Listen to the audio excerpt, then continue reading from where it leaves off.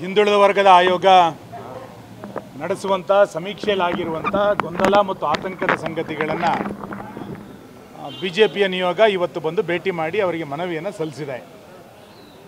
ನಾವು ವಿಶೇಷವಾಗಿ ಹಿಂದುಳಿದ ವರ್ಗಕ್ಕೆ ಆಗ್ರಹವನ್ನು ಮಾಡ್ತಾ ಇರುವಂಥದ್ದು, ಹಿಂದೂ ಉಪಜಾತಿಗಳಲ್ಲಿರುವಂಥ 48 ಪಂಗಡಗಳಿಗೆ ಕ್ರಿಶ್ಚಿಯನ್ ಅಂತೇಳಿ ಹೊಸ ನಾಮಕರಣವನ್ನು ಮಾಡಿದ್ದಾರೆ. ಇದನ್ನು ಕೈ ಬಿಡಬೇಕು ಅನ್ನುವಂಥ ಒತ್ತಾಯವನ್ನು ಪದೇ ಪದೇ ನಾವು ಮಾಡಿದರೂ ಕೂಡ ಆಯೋಗ ಇನ್ನೂ ಸ್ಪಷ್ಟವಾದಂಥ ತೀರ್ಮಾನಕ್ಕೆ ಬಂದಿಲ್ಲ.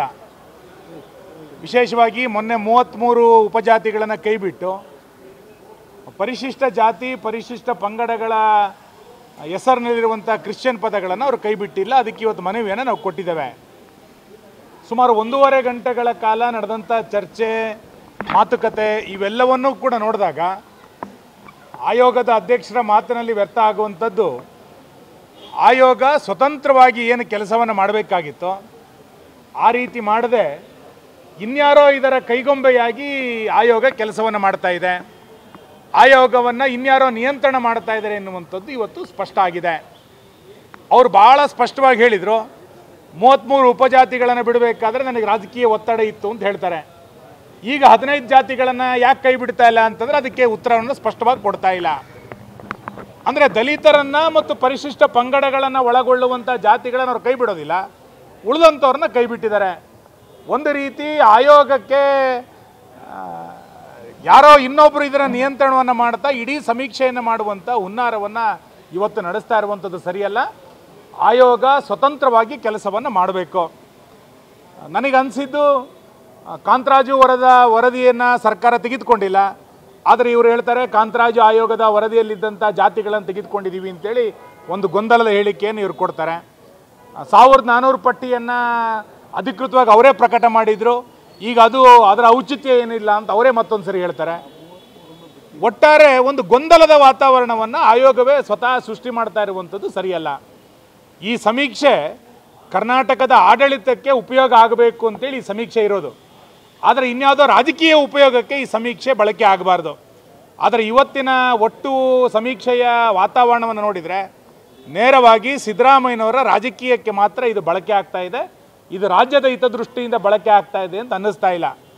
ಇವತ್ತು ನ್ಯಾಯಾಲಯದ ವಾದ ವಿವಾದವನ್ನು ನೋಡಿದ ನಂತರ ಸಂಜೆ ನಾನೊಂದು ತೀರ್ಪಿಗೆ ಬರ್ತೀವಿ ಅಂತ, ನಾನೊಂದು ಮೀಟಿಂಗನ್ನು ನಡೆಸಿ ತೀರ್ಮಾನಕ್ಕೆ ಬರ್ತೀವಿ ಅಂತೇಳಿ ಆಯೋಗದ ಅಧ್ಯಕ್ಷರು ಹೇಳಿದ್ದಾರೆ. ಆದರೆ ಆಯೋಗದ ಅಧ್ಯಕ್ಷರು ಸ್ವತಂತ್ರವಾಗಿ ಕೆಲಸ ಮಾಡಲಿಕ್ಕೆ ಇವತ್ತು ಸಾಧ್ಯ ಆಗ್ತಾ ಇಲ್ಲ. ಅವರು ಇನ್ಯಾರೋ ಇದನ್ನು ನಿಯಂತ್ರಣ ಮಾಡ್ತಾ ಇದ್ದಾರೆ. ರಾಜ್ಯದ ಆಡಳಿತಕ್ಕೆ ಈ ಸಮೀಕ್ಷೆ ಬಳಕೆ ಆಗಬೇಕೇ ವಿನಃ ಸಿದ್ದರಾಮಯ್ಯನವರ ರಾಜಕೀಯಕ್ಕೆ ತಕ್ಕಂತೆ ಈ ಸಮೀಕ್ಷೆ ಬಳಕೆ ಆಗಬಾರ್ದು.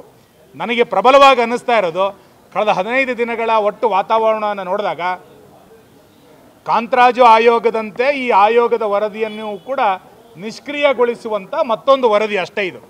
ಅವರು ರಾಜಕೀಯಕ್ಕೆ ಮಾತ್ರ ಬಳಸ್ಕೊಳ್ತಾ ಇದ್ದಾರೆ. ರಾಜ್ಯದ ಆಡಳಿತಕ್ಕೆ ಈ ಆಯೋಗದ ವರದಿಯನ್ನು ಬಳಸ್ಕೊಳ್ಳುವಂಥ ಯಾವುದೇ ಸನ್ನಿವೇಶಗಳು ಮುಂದಿನ ದಿನಗಳಲ್ಲಿ ಆಗೋದಿಲ್ಲ.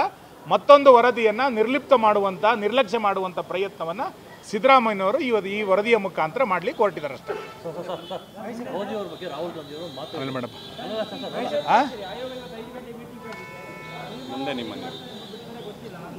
ಅಲ್ಲ, ಈಗಾಗಲೇ ನಾವು ಸ್ಪಷ್ಟ ಮಾಡಿದ್ದೇವೆ, ಈ 15 ಪಟ್ಟಿಯನ್ನು ಕೈ ಬಿಡಲಿಲ್ಲ ಅಂತಾದರೆ ಸುಲಲಿತವಾಗಿ ವರದಿ ನಡೀಲಿಕ್ಕೆ, ಸಮೀಕ್ಷೆ ನಡೀಲಿಕ್ಕೆ ಸಾಧ್ಯ ಇಲ್ಲ. ಜನರಲ್ಲಿ ಒಂದು ಆತಂಕ ಇದೆ, ಆಕ್ರೋಶ ಇದೆ. ಜನರ ಆಕ್ರೋಶ ಪ್ರತಿಭಟನೆಗೆ ಇಳಿಯೋದಕ್ಕಿಂತ ಮುಂಚೆ ಇದನ್ನು ಕೈ ಬಿಡಿ ಅಂತ ಹೇಳಿದ್ದೀವಿ.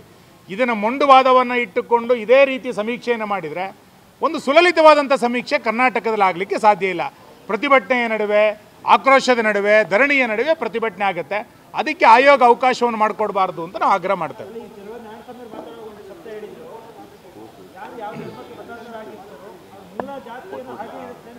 ಅವರು ಅದನ್ನು ಬಾಯಿ ಮಾತಲ್ಲಿ ಹೇಳಿದ್ದಾರೆ. ಯಾರೇ ಮತಾಂತರ ಆಗಿದ್ರೂ ಕೂಡ ನಂತರ ಅದನ್ನು ಕ್ರೋಢೀಕರಣ ಮಾಡಿ ಆ ಮೂಲ ಜಾತಿಯನ್ನೇ ಉಳಿಸ್ಕೊಳ್ತೀವಿ ಎನ್ನುವಂಥ ಒಂದು ಆತಂಕದ ಸಂಗತಿಯನ್ನು ಅವರು ಉಲ್ಲೇಖ ಮಾಡಿದ್ದಾರೆ.